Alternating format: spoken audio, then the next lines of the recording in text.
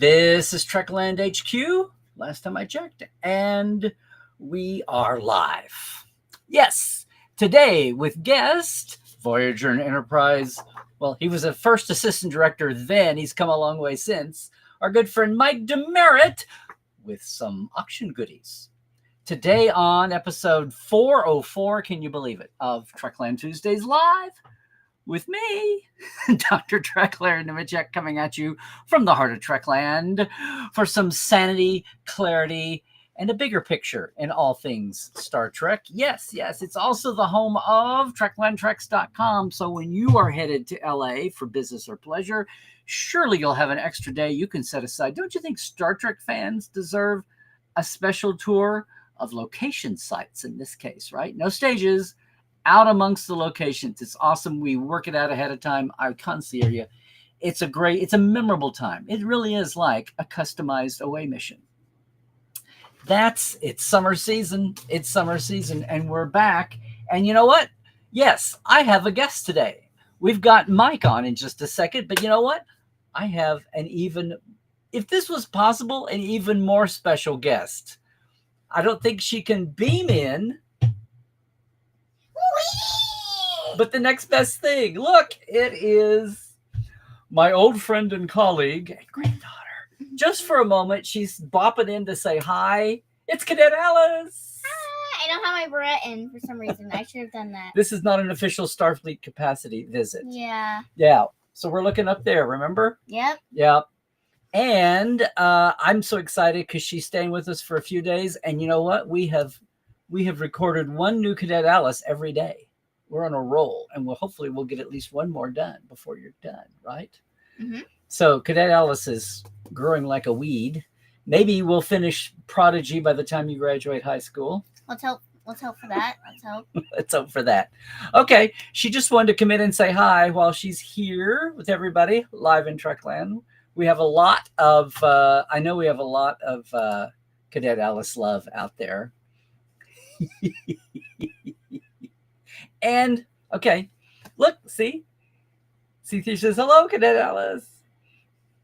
Okay, we have some bang up shows coming up. I haven't posted any of season 2 for Prodigy and for us until we had several in the can, but we're getting there real quick. So be looking for some new Cadet Alice's while you are, activating to protect Prodigy for a season 3 or find a new home. While everybody still has the protest mentality out there and the save the show grit, we'll be doing our best to shine some light on Prodigy, right? The more episodes we make, the more episodes of Cadet Alice we make.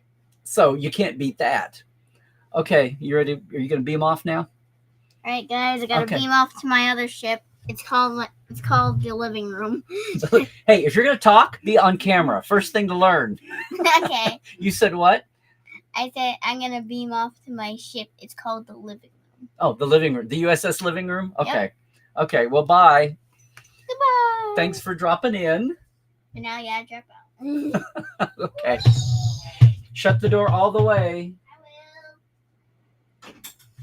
We'll do it live. All righty. There you go. I just thought I would do that just because she was around. And now to the main thing. Hey, everybody, just a reminder before we have Mikey in. If you are new to Trekland Tuesdays Live, welcome. I hope in the chat you can introduce yourself, say how the weather is, how's the Trek where you are, all of that. This time of day, we hopefully get people from all around the world. I know it's midday here for the Americans and people are at work in a lot of cases. People are going to see this later on. So and if you are watching this later on, don't forget Sunday, hopefully you can watch us live, but please keep the conversation going on YouTube when you get to it. And meanwhile, for everybody here live with us now, remember that if you're on YouTube, you can see all the comments. Same thing with Twitch. If you're only on Facebook, you're only going to see the Facebook comments, all right? Now, today is guest mode, so we may be dipping in and out of the chat rather than coming back and circling around later. We'll probably do a little bit of both. If you're on YouTube, hey, I do have Super Chat now, so if you feel like crossing your palms with silver because, I don't monetize the show really, that's always appreciated too. So with all that said and done, The Portales know this guy.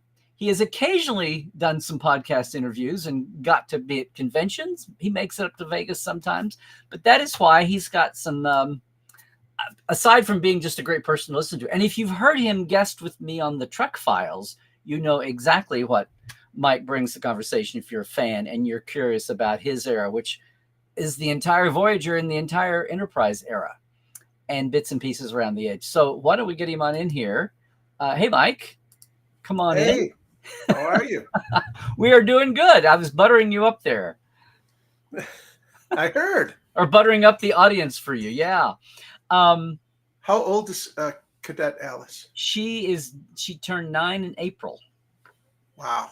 I think she was barely 6 when we started doing these. So she's going to, I said, I hope we get the show finished before she's out of high school. But it happens fast too. It's like, it is. Suddenly your children are grown adults and it's just like, boom.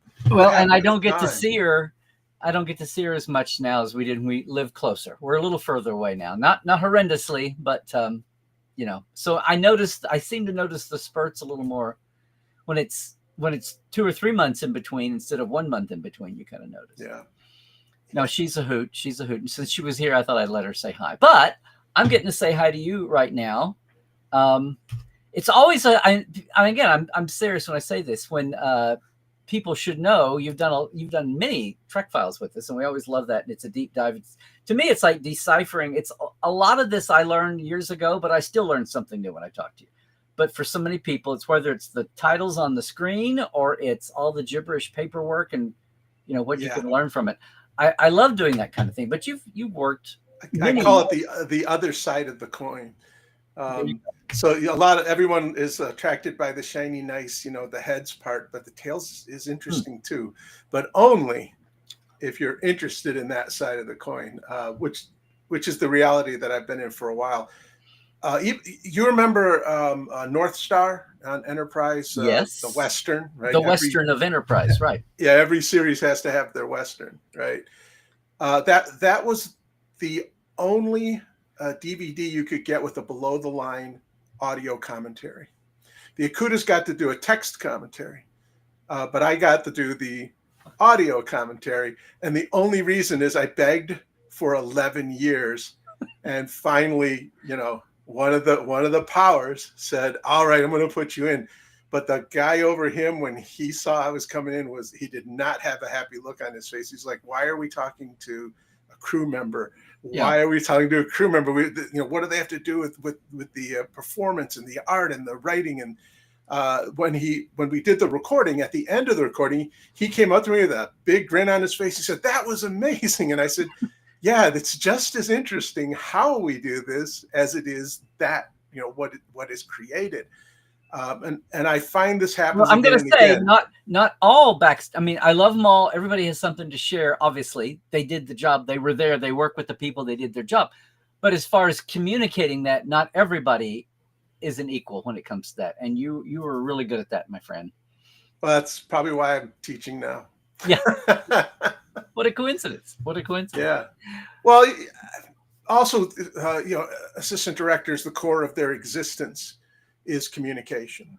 Right. So if you are, though I don't want to say worse, I'm trying to get away from good and bad and saying skilled and unskilled. Mm-hmm. So when it doesn't sound like a moral judgment, but the least skilled ADs I worked with were the kind who, held the cards close to the vest. Like, I know something and you don't, and you have to go figure it out. And I'm like, how on earth do you get things done without communication? And the very best, like Jerry Fleck, mm-hmm. You knew everything. You knew what order it was going to happen. And if changes occurred, it was right down the pipeline. And you had better tell the people you were supposed to tell, because he expected everyone to know this change has occurred or our new plan is this. And those shows are always more efficiently run. That's not what makes a show good or not. Pay off in the end. Yeah. Oh, yeah. The gears are well oiled. That's just got to pay off in the end. Sure.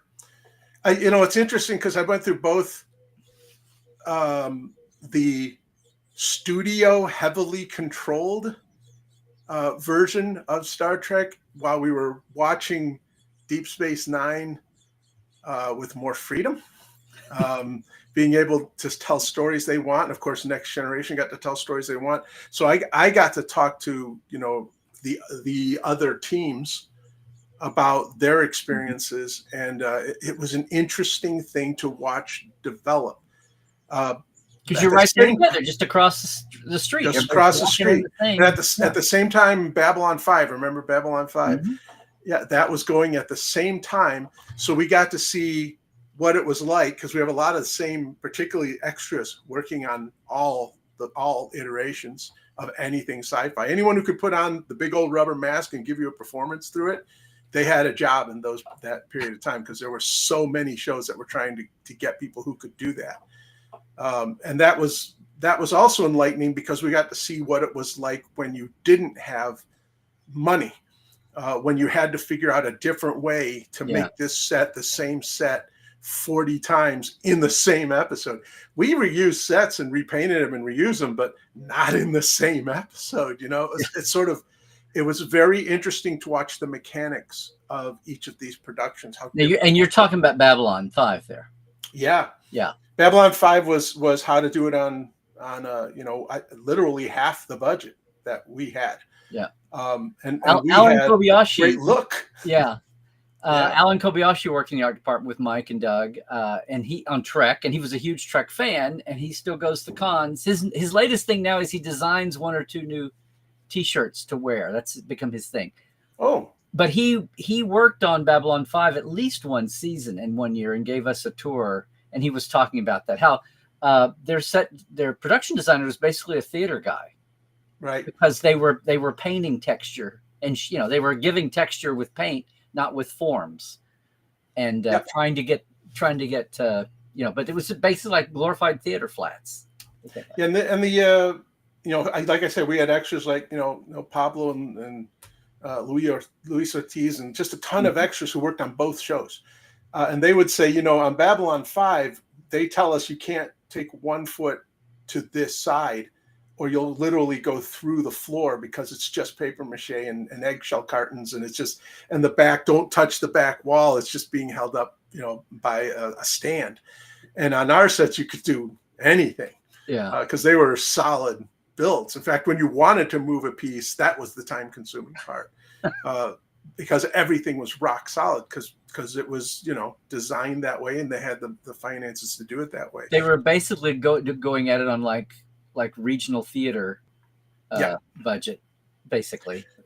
Wasn't but they had they had a good cast that salvaged a lot of where they were weak. They had good writing, and as a teacher, as an instructor, I say that this is more important than anything else. The number 1 and 2 things you have to do is write a good script and cast it right.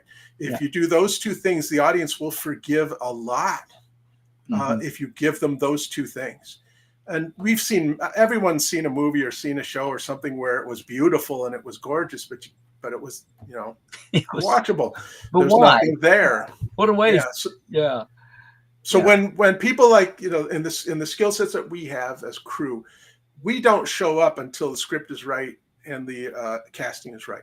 When you do those 2 steps correctly, then we become the detail, the paint, and the shine.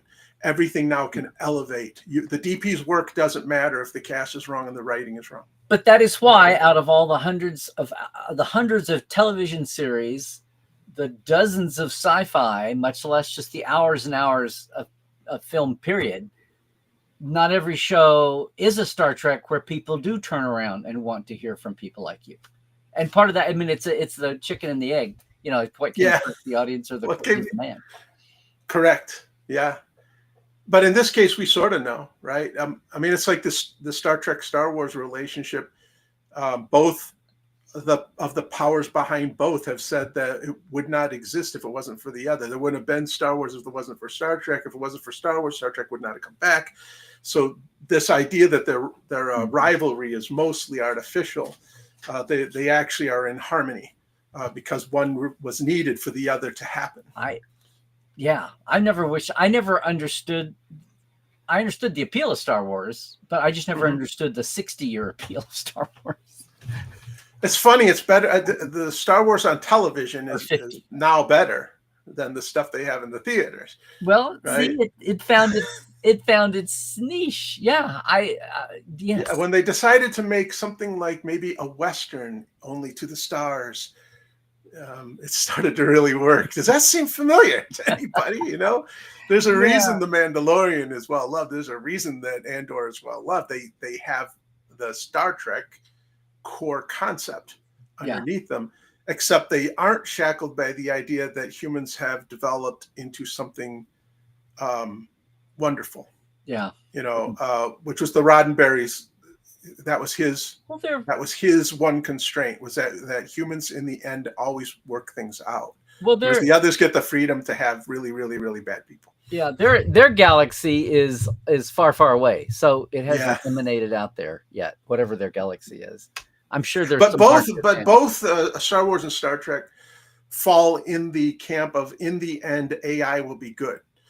Because we will learn to get along, and we will treat them. We treat the ship, the computer of the ship itself is a character, and they treat it that way. And we treat, the robot. We try to find its humanity, right? Whereas you've got the Terminator view of life, and that's the one that everyone fears, that the machines will want to take us over. The Matrix, and Terminator. Those formats where, part of this is movies versus TV, and all the years of the Kelvin movie, the JJ movies, I was like, whether these are hits or misses, they could be bombs or they could be great, but they're still not a weekly hour that you're visiting regular characters in a universe that's gradually getting more and more fleshed out and made real, which I always thought was the point. And then you wind up where you have people, cursing the fact that the universe is so fleshed out. I'm like, too much. If you don't want to work in Star Trek, then go start your own and do what you want to do. But don't come over here and then gripe. You wouldn't have this job if it hadn't been around for 30 and 40 and 50 years. Like, no one would care. Right. So and it's still creating new content now. Yeah. So there's something absolutely correct in the foundation, or that wouldn't happen. But like all things, you'll have things that don't work, right? But sure, you can forgive the things that don't work if the majority does. You don't even need to have a vast majority. You just need 1 over half, and it will be a hit, right? That's all you need. That's the way the elections work around here, sadly. But yeah. Well, no, I over half is just majority. That's what's wrong with the elections. That we don't have a 2-tiered election, so that if your candidate finishes third, your second vote comes in. We don't do that. Have you had any feedback from being on the Trek Files, like just out in the world? I mean, have you been surprised because you've done like 10 or 12 episodes now, I think. I don't think I've had anyone approach me specifically and say that they heard me on Trek Files, but based on the occasional questions I get, I think they had to have, because they come from an informed place. So they aren't asking. They're like beyond basics, because they know what a call sheet is. They know what a production report is. Now, maybe they're in the business, or maybe the student of film. I could be misinterpreting it. It's not like I ask. Well, do you think that our audiences are, 10 years ago, 15 years ago, when I started doing this, aside from just going, here's stuff from Star Trek, but I started talking, connecting the dots between the audience and the industry and Star Trek, here's the bigger picture, much less here's what all the behind the scenes folks are doing. I feel like and we're drowning in 24/7. It's not just catch Entertainment Tonight every night. It's, you've got podcasters and YouTubers, and you've got the studios cranking out, started with the DVD bonus features, and now they're got social media, and they're spending money to gin up for that. So I think the audience is a lot savvier than it was 10, 15, much less 50 years ago. Oh yeah. Do you remember who Max Baer Jr. was, or Gary Berghoff? Oh yeah, well, Radar or Jethro. Right? Radar O'Reilly, right? Yeah. How about Max Baer Jr.? Do you know his? Jethro. Yeah. Right. And now in their lifetimes, once they had those roles, they weren't allowed to do anything else, because the audience couldn't understand, why is Jethro trying to play this? What is going on? This severely typecast. Yeah. Severely typecast. Now that notion doesn't exist. We think of actors as like you do on the stage. What are you performing for me this week. Mm-hmm. And I think that there's a better understanding of technology because technology has become free and cheap, and we all carry it around in our pockets now. So the idea of framing, the idea of lighting, people look at what they make and go, why does it look that way? They question it. They go onto YouTube. Someone gives them a quick tutorial and says, hey, you're holding the camera the wrong way. That's one problem. You're not getting 16:9, and you don't understand key and fill. And suddenly you're educated and you start noticing it in other processes. Now, for some people, that's not a good experience. They don't want to see, they don't want to know what's in the hot dog. They just want to eat the hot dog. That's true. But for most people, I think the more educated they are, the better off they are. Yeah. Well, a lot of people don't mind being educated. A lot of people enjoy being educated about the way the sausage is made. They just don't want to know what's on tonight's sausage. Yes. How is tonight's hot dog felt like? I don't want to know it till I see it.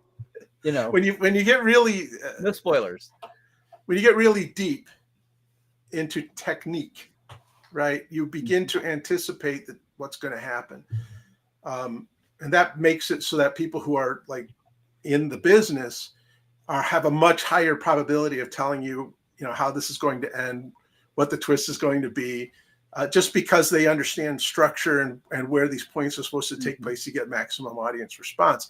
So for me, I'm always amazed when I'm fooled. If I'm fooled by something, then I know this is top flight. Because I stopped thinking about how are they doing this because I was so enraptured by the story that I just became a viewer of the story. And I'm envious of people who get to approach much more content that way because I can't help it. When I see something, I start to analyze. How did they? Where was the lighting instrument on that? And what was it? We just saw the Phoenician Scheme. Is that what it is? The Phoenician Scheme, okay. Anderson's newest movie. Oh, and he does that interesting, very proscenium framing. But there was one point in time where there's a ship, and I'm looking at the layout, and I go, oh, they're all inside the garbage mat, and that has to be where they put up the blue screen so that they could have this connection and immediately I saw how it was shot, right? And not my wife though. She just gets to enjoy the movie, and I go I gotta stop thinking about that and just watch the film, and I have to try to turn those switches off. Yeah. You can do that next time you watch. You can rewatch now, and yes, that is true. But there's only there's so much content and only so much time. Yeah. But that's the downside of having it accessible. Well, listen, I don't want to keep you too long today, but I know that you were really excited because you've got some you've got some things that, speaking of doing a DVD commentary and below the line people not usually doing those, you've got an awful lot of goodies that you've wound up with or been given over the years, and there's an auction coming up. I decided I had too many things that were in storage. Too much. That I was like, I should have let these go a long time ago when people really wanted them. But they held a strong memory for me. And that was that as you grow older, you begin to realize it's time for someone else to have these connections. Yeah. So, I've had this counsel that Robbie McNeil gave me on the ending days of Voyagers, and they were about to throw them in, literally sledgehammer into the trash. And he popped as many counsels off as he could off the bridge before they were going to be trashed. And I know he gave me one. I'm assuming he gave other crew people pieces as well. And I've had that for just, decades. Yeah. And it's just sitting in there. Oh, that's the U.S. Prometheus. I was going to say, no, that's not. If I'd known you were going to start with that, I would have had it first. But that's okay. But that is okay. They make these dedication plaques every time there's a new ship we've never seen before. They hang up somewhere near the turbolift. That's right. The way it is. So they're not really metal, but they are very difficult to make. So because they're made out of a soft, almost paper-like material, they can be damaged. So if, let's say, a grip moved something and didn't have their position right and caught this thing and it knocked it off, it could tear it. So they make 2 or 3 backups just in case. It's never happened. At least that's what I remember. I remember Zimmerman saying it's never happened, but you always make the backups. So they make two backups. One goes to Berman, and the other goes to whoever is the newest crew member who is put on the plaque, whose name was added to the plaque. So this one was the emergency backup for the Prometheus. That's the one where the doctor, the holographic doctor, and the, I don't know what he was supposed to be. He was he was the Mark II or whatever. That didn't last. Yeah. Is he supposed to be a doctor? He was the Andy Dick. Yeah, he was the EMA. Yeah, he was. That's what he was. The holographic Andy Dick. That's what he really was. Yeah. And that episode, they have the Prometheus, and this Trivector assault mode. The ship came apart. Exactly. Yeah. Yeah. So I've had that for a while. I took it to an Antiques Roadshow right after the Christie's auction. The appraiser who actually worked on the Christie's auction said 4,000 to 7,000, and I was like, wow. And I'm like, I got to put this up, and I'm going to put it where people can see it. It's like, this is the most expensive piece of art that I own. And it was a gift, you know, and I know that since then, it's probably not held that value. And it's basically been in a box. I've had, since we last moved, it has not been out. And I just thought, that's not right. You know, somebody will want to display this because it's real. It's not a copy. And this is let me go back here. So this is like a scan of it. Yeah. Because it looks very digital. So it's not and this is like actual thing in an actual frame, right? But that's not the frame. Yep. You framed it. That's not the frame. I framed it. Yeah, I framed it. I learned a lesson in framing it because the first time I framed it, I had it framed, you know, I was like, what looks good, but least expensive. And then it had glass surface. Well, the glass broke. And then I was like, oh. And then when I went into a real framer, not the cheapest framer, they said, why on earth did you have this behind glass? This could fade to the sunlight, and you got to get, you know, this kind of acrylic that has UV protection inside it.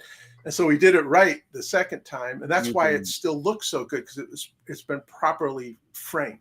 UV, yeah. But that to me was like one of the nicest things I was ever given, and I hate the idea that it's just going to sit in a box. Yeah. I doubt it's going to fetch 7,000. Well, we'll see. There's stuff. This is interesting. All right. So people out there trying to sell call sheets all the time. I'm a little leery of that, because how do you know that they didn't just put this on a photocopier and make it? Yeah. You know, they are photocopies, but this is the entire pilot for Voyager, including the Exodus of Geneviève Bujold, with the production reports. And for those of you who do know Trek files, the call sheet isn't what happened. The call sheet is what you hope happens. That's the plan. The production report is the actual truth of what really happened. And most people are looking at call sheets and making assumptions about history, and they're trying to figure out things backwards. They're looking at it from the wrong piece of paper. They really need that production report. That'll tell you what really happened. Now this is the entire pilot. I was going to say, do you have any? I'm just looking at some of the pages.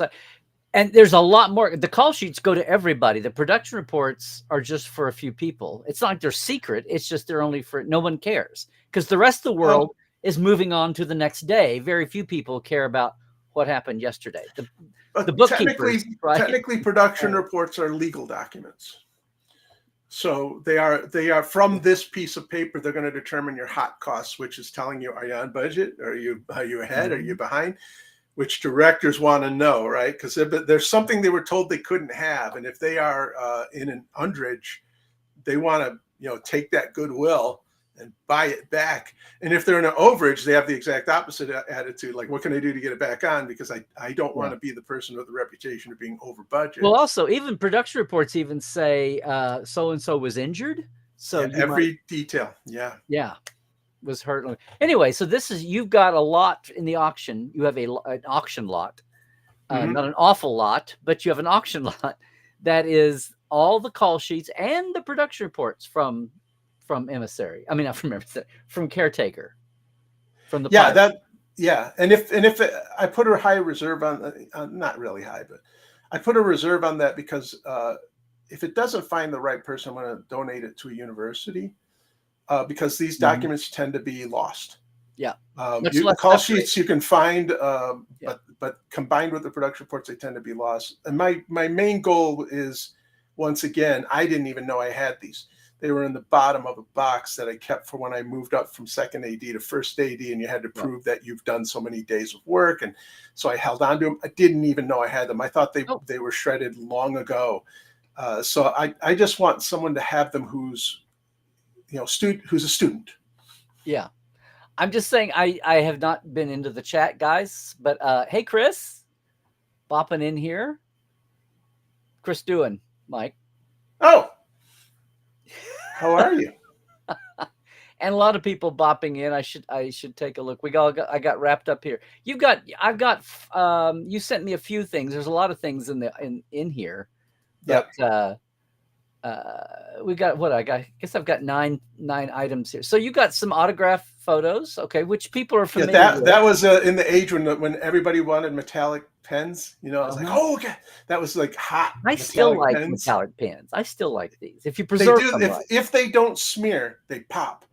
So yeah, look how well preserved those signatures are. And that's another one where I just sat the photo down in front of the cast and they signed it for me. That looks like it's about seasons. I'm looking at Roxanne's hair here and her outfit, and Seven's out, and Jerry's. I think 4. You think it's season 4? 4 or 5, 5 or 6. Yeah. This is whatever year Barge of the Dead was, because that's the hair she had for Barge of the Dead. So you've got this one, and then you've got an Enterprise. This one is rare, right? So the other was a publicity photo that the cast signed. Right. This photo is from poor Porthos when Porthos in a dream. Porthos dies and we're at the funeral.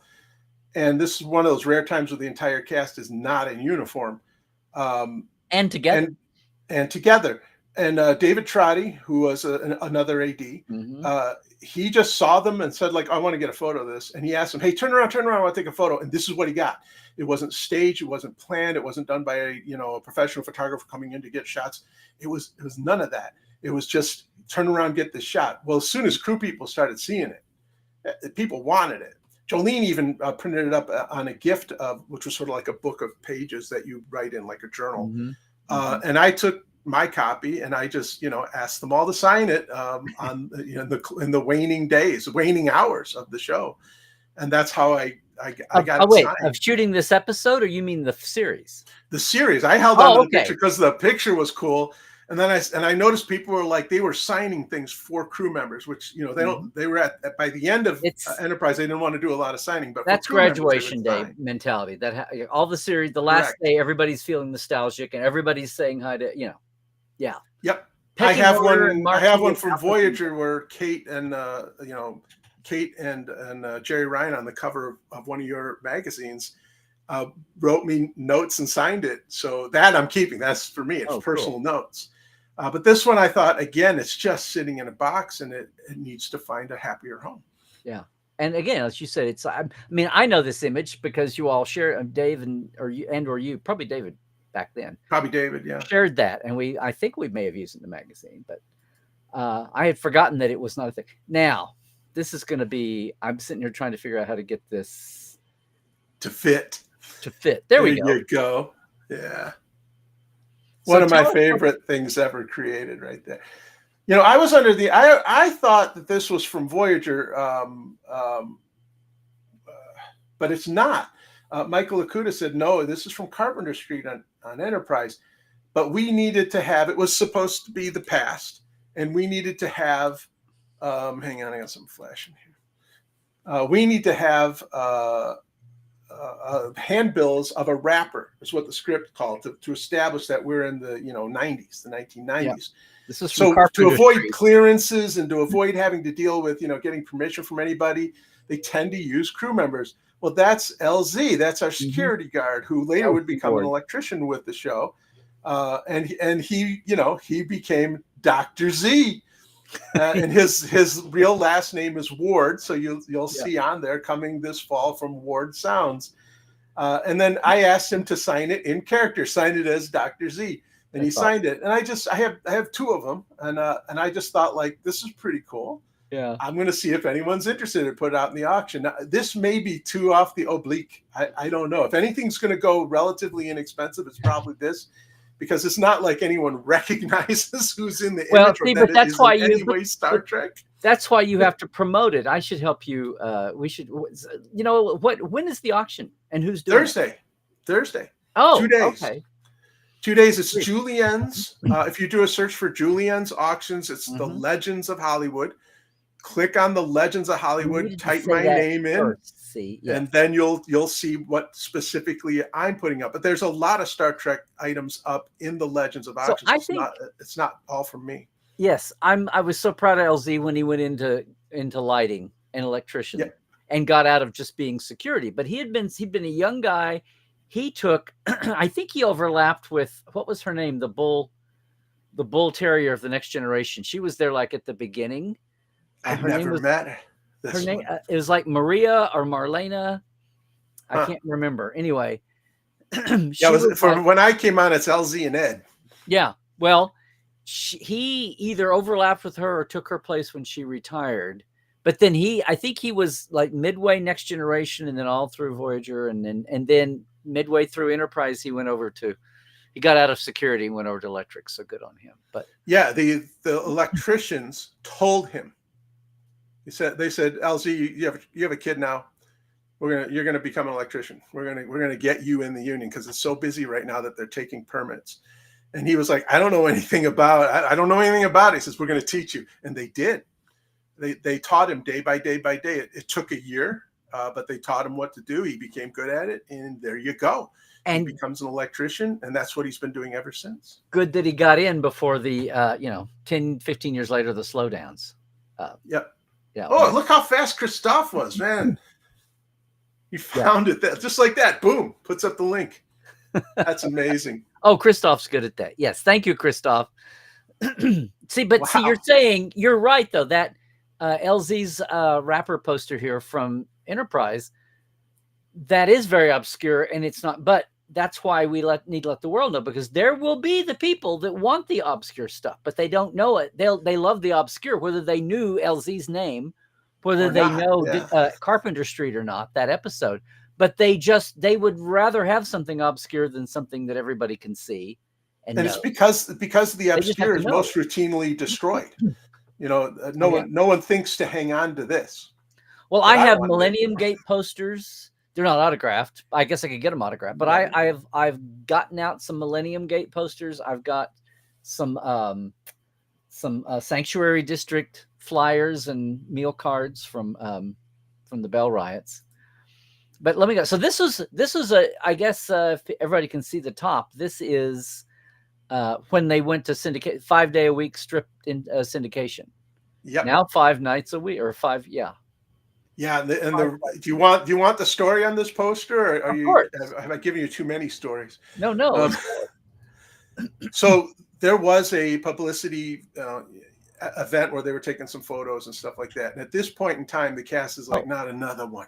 Maybe I can. They just please, I just need to go memorize my lines. I just need a few minutes of a trailer. I've been, and they were done. Right. And so here they're coming over, and this no more photo shoots. No more. But they did the photo shoot because that's scheduled.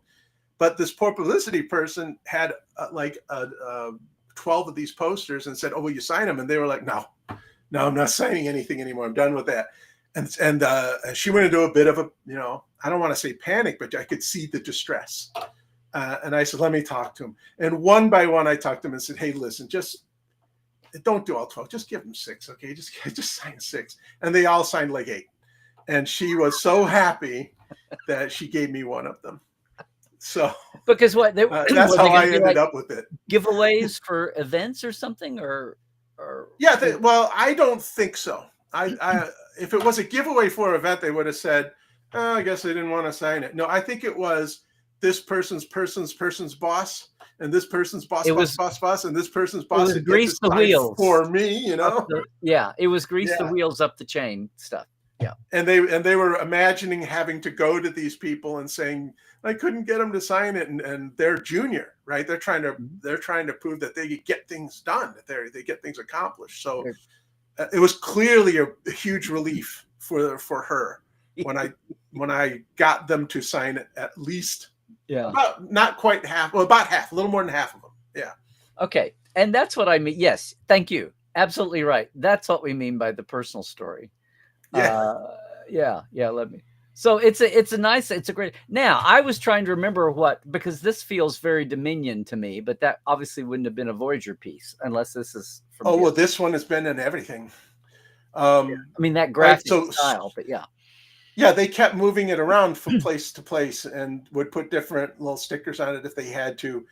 It was just a panel that would move from ship to ship. And at one point in time, it starts to, the glues are starting to unbind and it's starting to slide.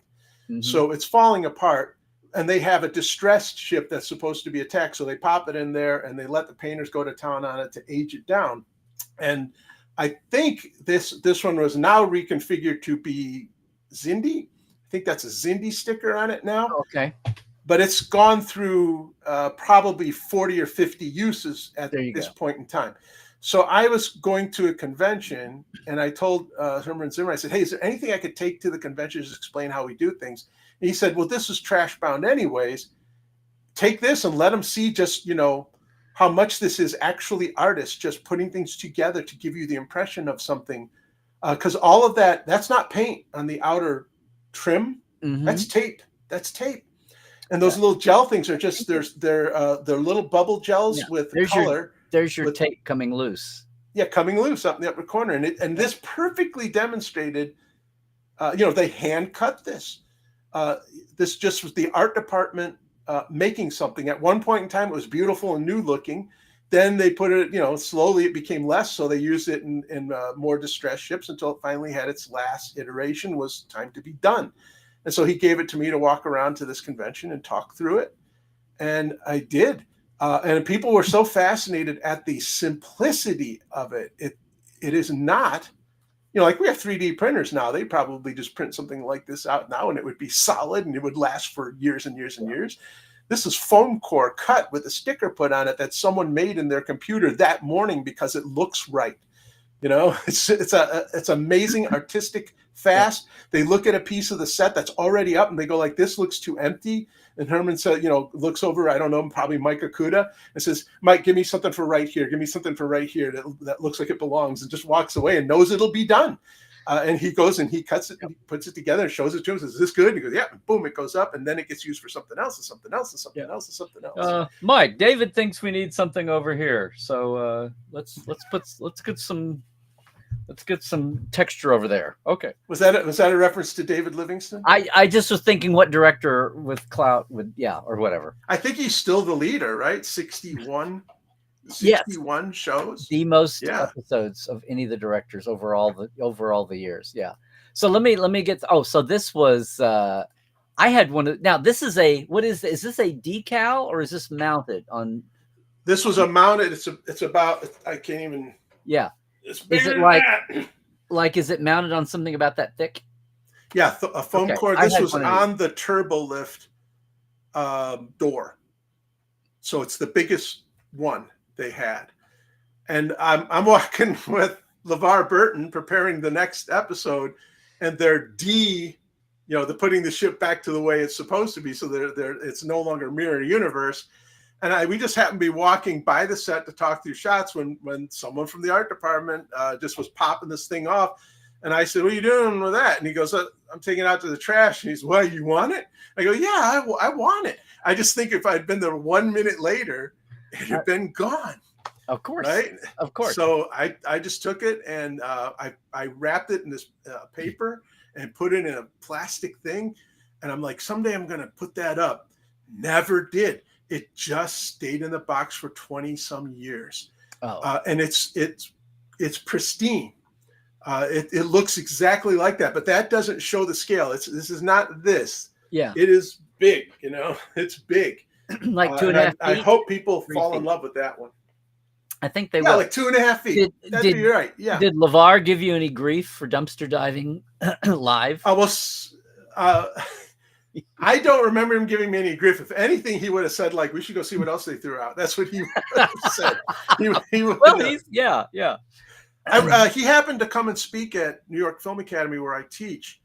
And I was like, I got to go see LeVar speak. And I'm sitting there, and right in the middle of answering a question, he's like, because he always addresses the audience. He always looks at his audience.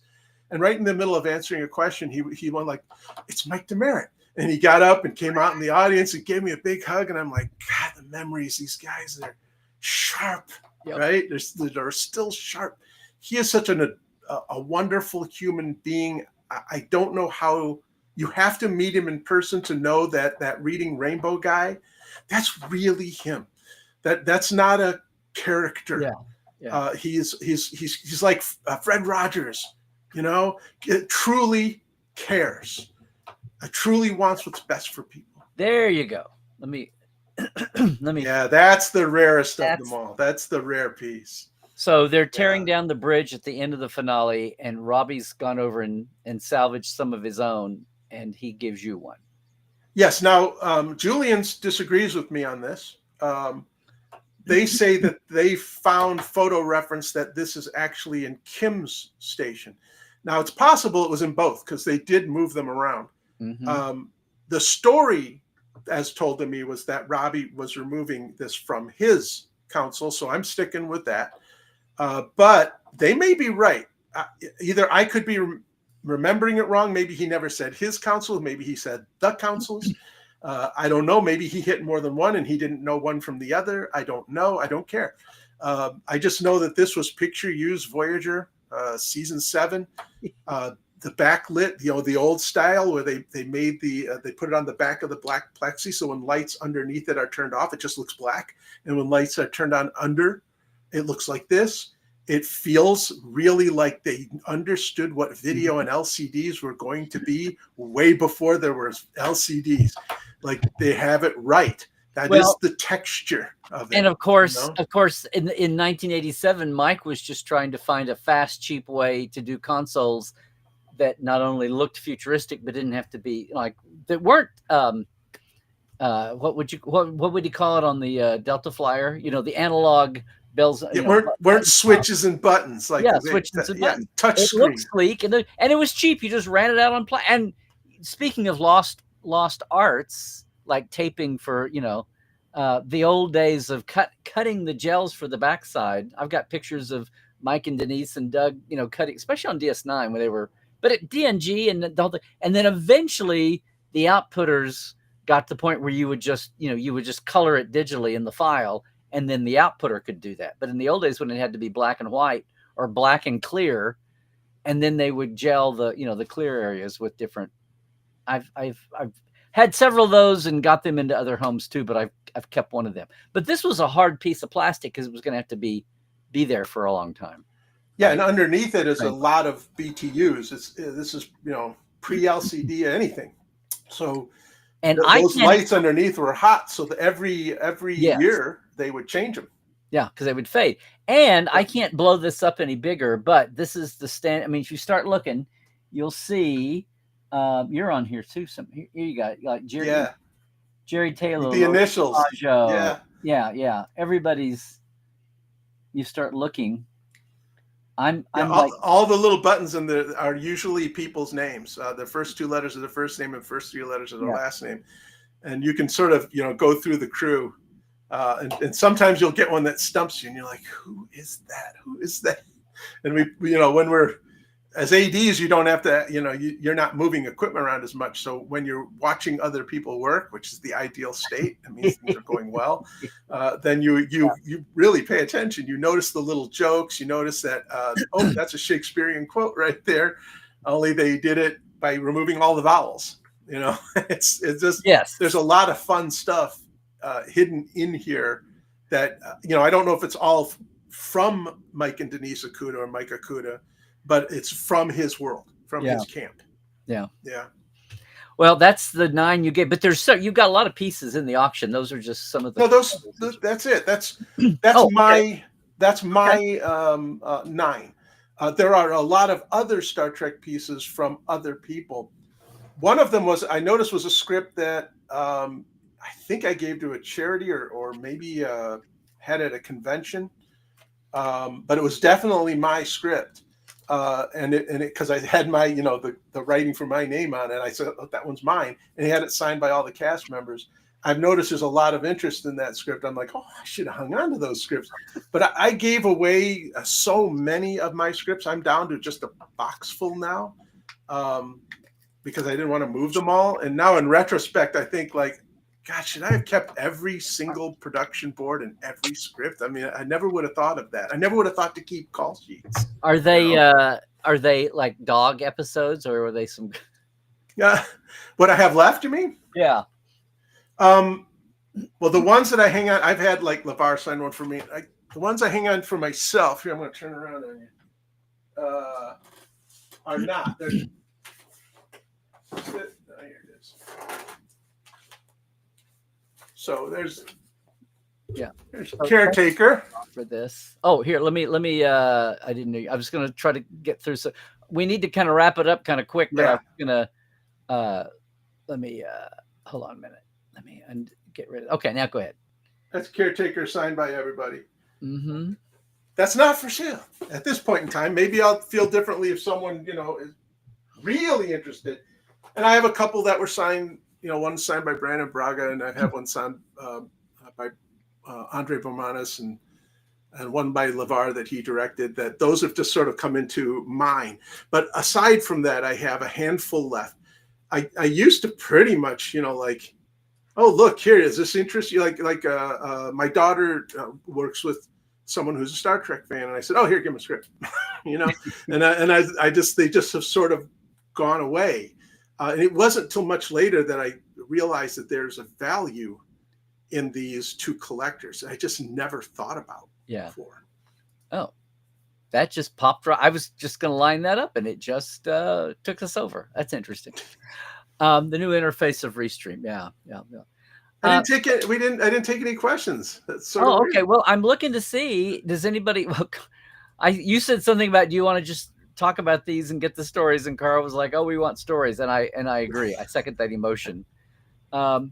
He said, "I remember being set loose on the DS9 sets in the '90s. We found a box of pads from Keiko's school. It was just basic plywood painted in bright colors. Exactly. Yep. Xerox images from Worlds of the Federation. Yeah. And probably balsa. Yep. Probably not ply. Yep. Because they wanted them lightweight. You know what's interesting, and we talked about this on Trek Files, is that at the end of Voyager, it was throw this all in the trash. At the end of Enterprise, it was preserve everything for future sale. The realization of what they threw away was finally hitting them as they saw what the internet changed it. As they saw what was happening online, they were like, oh my God, people want these. So all that stuff that got trashed, like I was given isolinear chips that were on their way out, and I took one to an auction once, and the guy offered me, to a convention, and the guy offered me, he said like, oh, I'll give you $100 for that. I'm like, $100 for this? I was like, okay, fine. And then a person came up to me later, a guy from Germany who I've become friends with, who really knows his stuff, and he goes, Michael, no, not a. He now turned it around, sold that for $500. And I'm like, what? So you just sometimes don't understand the value of things because to you it was work. Yeah. And you just don't comprehend that. Oh, to someone else, this is a memory that they want to hang on to. Well, and but see, it's a little bit like, I don't know, stamp collecting and coin collecting. Part of the value system. It might, some people, the emotional attachment, and some people are collectors who look at value, but whichever way it goes, the value is partly determined by scarcity, and they depend on, it's like, toys or whatever. Yeah. They depend on. It says collectible, it's not. Destroying their G.I. Joes and Barbies, Yep. Because there's. Rose is asking, what was my first job on Star Trek? So I came in as, this is a DGA capacity, a second assistant director. Now in Europe, that would be called a third AD. But in the United States, we don't, or in the DGA system, we don't differentiate between seconds except for by pay grade. There's a key second who's responsible for all second. There's a second who's like their lieutenant. And then there's all the other seconds, which they just call additional seconds. But any second should do the job that any other second can do. So that's why we have these designations that sound weird. Key second, second, additional second. So I started as a second AD, moved up to key second AD. By the end of Voyager, I got my first AD job with them. And then on Star Trek, I was going back and forth between key second and first AD. And then after Jerry Fleck's unfortunate passing became his replacement, the first AD from then till the end. And that was my progression. Beginning with Star Trek Voyager caretaker. No. When Jerry passed and you bumped up. Oh, that's North Star. Was North Star, yeah. That's why they let me do that voice, because even this person who was not really part of the crew was so saddened by the loss of Jerry Fleck that he said we should do this for him, and that's how he got it done. We weren't doing it for me. We were doing it for Jerry. And I would also think that awareness now, there's so much that no one in the end, doing a show is one thing. Yeah. After the show's done, when you're into documentary and history times, it turns into not just what you did, but I mean, I've seen two people share, one of the positions like AD, first AD, where you have an alternating situation. And so you have two people and one of them did half of all episodes of a season, say, and the one other does all the odd numbers and one does all the even numbers. I have seen where you have the A and the B person, and the B person, I was in one specific case during Next Gen. I went to the person first who blew me away with their memory. And then I went to their counterpart who was just like, oh yeah, I remember that. Oh yeah, I remember that. And it was just like, oh, it's like, we are all different. We are all individuals. And when it comes to the other side of this, which is, remembering and then communicating, all are not equal. And it has nothing to do with your call sheet order or the crew order or who's who's above and who's below the line. It's like, who's got the memory and who's got the insight and the memory and can communicate that. Yeah. The caretaker, one of the things that my memory of shooting caretaker when Jean Vieux left and Kate Mulgrew came in was that we never stopped shooting. But really influential and powerful people have said, oh, we shut down for X number of days. And I'm like, that is not what happened. And when I found those production reports, first thing I did was like, oh, go look at this. And I was right.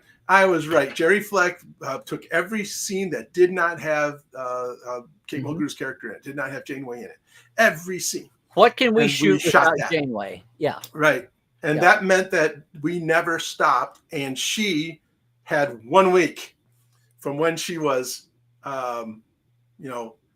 we're giving you the job, come in for fittings and tests and makeup and hair and all wardrobe and all the things, and then start shooting. You've literally 7 days where you had to work every day and the camera's pointing at you.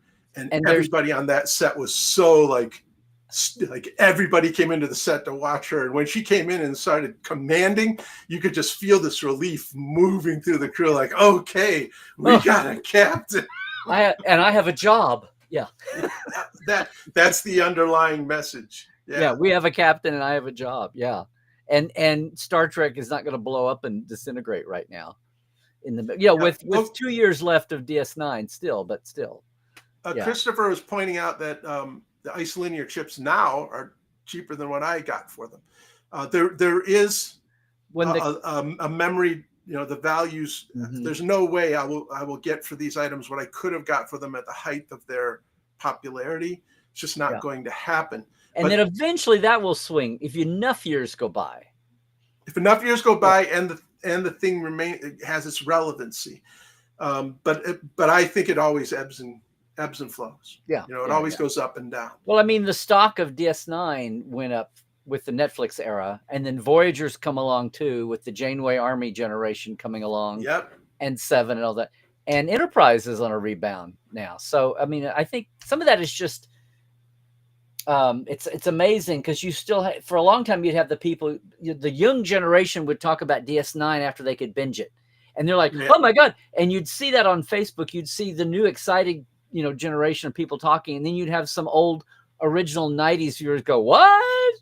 How did you even keep up with it? And it's like, and then they look like they're, anyway, it's funny. It's like when the cold and the hot waters meet off the coast. You know, I watched that happen over about a 4-year period at being at conventions, because there was one point in time where I went to a convention. I'm like, oh boy, I'm the youngest person here. There's a lot of gray hairs, and some of them are, having mobility issues, and it just felt like, wow, this phenomena of the convention. It felt like it was going to reach its end. And then the streaming era opened up, and I went to one just 2 years later. I went to Vegas again, and it was all young people, and they were like, all the people you knew were there, but there was like this entire new blood. And I would ask them, why are you dressed like that? Oh, I love Voyager. Oh, I love Deep Space Nine. And I'm like, when did you watch that? And they all said, oh, I was watching, the new movie, the Abrams movie. And I remembered my mom really liked this. So I thought, let's just watch a few episodes. And I watched them all. And I heard that story over and over and over again. So I do believe that there's a life cycle, but Star Trek is strong. Every year, there's more and more and more NX-01 uniforms at cons, I see. And a lot of people like them just because they're comfortable to wear, in a long day at a con. They are, and they have pockets. Yeah, and they have pockets. Handy for all your stuff. Yeah. I also think that some of our best work is hidden in Enterprise. It's just that most people didn't get to it. Yeah, I mean, the tech of everything was getting easier and cooler, and you could do plasma screens, and you could do, there was so much, the effects is better. And I learned that LCDs are better than plasma screens by watching what happens to plasma screens, over time. LCD is a better system, which is why it's taken over. But more important to that is that I really think that the writing midway through the third season, and particularly in the fourth season, it finally found what this was supposed to be all along. It's just by then they'd lost half the audience. Yeah. And so people are only discovering it now. And half of the suits above them. Yeah. Yeah. Or the right ones anyway. The CBS takeover happened. Yeah. Well, listen, so Mike, I'm going to have to get us out of here and wrap things up. But this has been awesome to go through.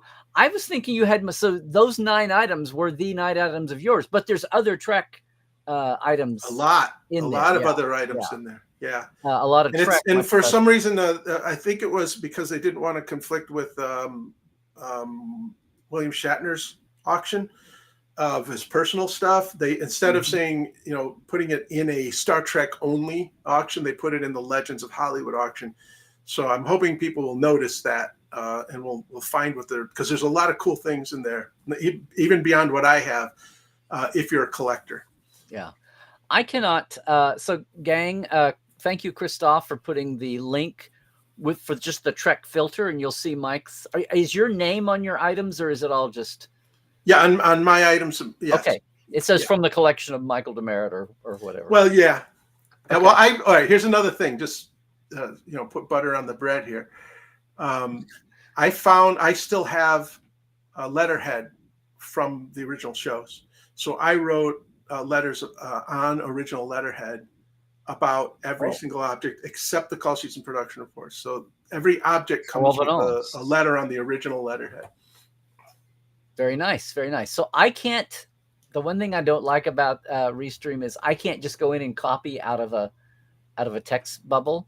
So thank you, Christoph, for running these links that you ran. If you're able to, if you or anyone else is able to copy, because I can't, amazingly. But there's links for Mike's stuff, but there's also a link for just the Star Trek filter. You can see Mike's and everybody else's. And it starts Thursday, or it's only one day Thursday? The online is open right now. Okay. So you can, if you register, you have to register if you want to just watch it. You should register right away if you're interested in just watching it, because you can watch it live stream if you're registered to auction, whether or not you ever bid. So the other side of that is the live auction is where the gavel comes down. So Thursday is the live auction.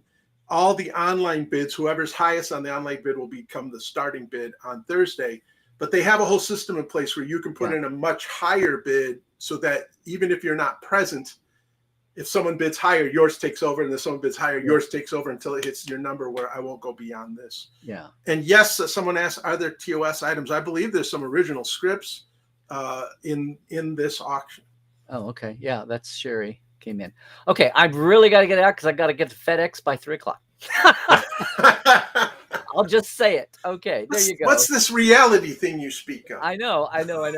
So, but I knew we, well, as usual, whenever it's Portal 47, whenever it's Trek Files, we could go on and on all day. But I wanted to, it's not, you're still teaching. It's not like you're, it's not like you've got to get rid of this stuff, except that you finally do eventually realize how much you've got. And it's like, these things need to get out. I do have a financial objective of debt retirement, but it's not, I'm not like, my house didn't burn down. Yes. That happened to a couple of our crew members. Yeah. Literally lost their homes. Several. So it's not like, oh my God, I really need some money. It's not anything like that. I just want these to find places where they'll be seen. Yes. And not just sit in a box anymore. But part of that is telling the story with it. And the letter's provenance is great for the owner, but it should be out there up front. And hopefully, thank you, Christoph. Yeah, if you go to the Julian Auction site, the letters are there.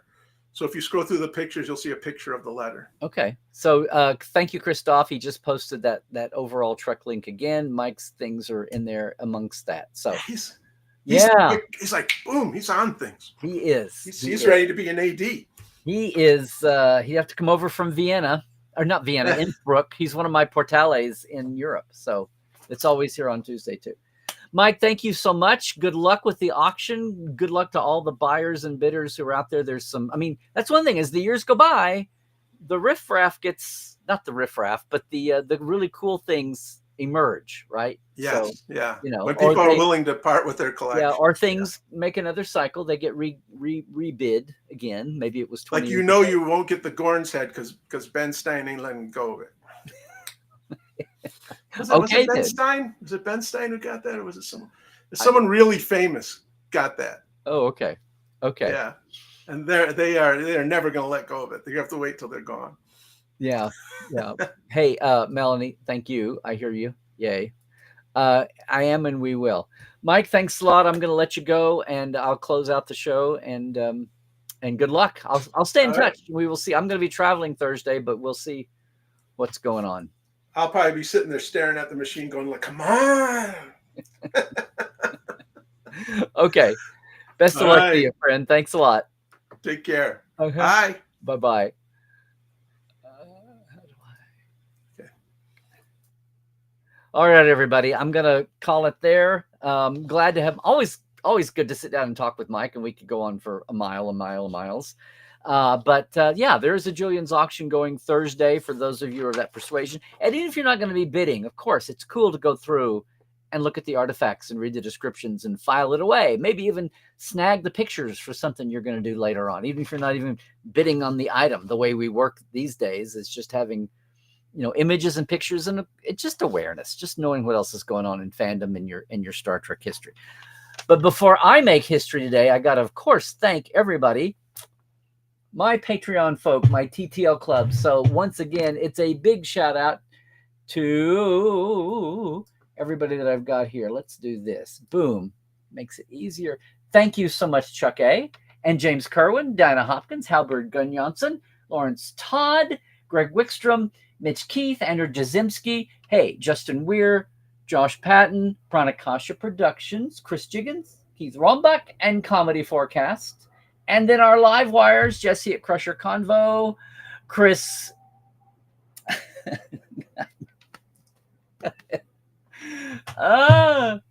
Chris Claris, Robert McLean, Byron Bailey, J.R. Poole, Gary Williams, James Durvage, Dave Gregory, Dan Lucky, and Casey Shasky. Yes, thanks so much, everybody. If you want to join in, we're getting close to the end of the month, but you still can. Simple Patreon, $5, $10 a month for the shout out. Got to fix that link for your interviews. Live wires. Patreon.com/Trekland Live is how you can do it. It's much appreciated. As I say, I don't monetize TTL here the way some folks do. So your super chats are very welcome, and your support through the Patreon is much welcome too. Now, today is a Trek Files. It's another great new episode is up today. We're running down toward the end of our fourth or our 13th season. And just to say, speaking of Patreon, there is a mission log, Roddenberry Patreon. You can get it for as little as $1 a month, and that is how you can come over and join me on my other live event that I do now, every other Monday at 4 p.m. We call it Trekophiles Tonight.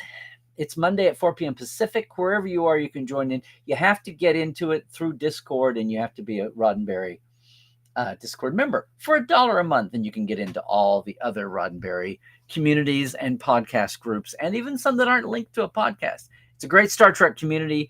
You can access it, but best of all, you can come be a Trekophile, and that audience finally can talk to each other, which hasn't been possible lately. I'm so thrilled with the Memory Alpha showing there. I'm going to do no live for the next 2 weeks while we're in Oklahoma from SoonerCon and afterwards. I say that. No one. And then we're back on, I'm back on July 1st.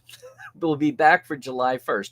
However, I'm going to do a live Trekland Tuesdays live on Saturday on a live from SoonerCon, from the SoonerCon panel stage.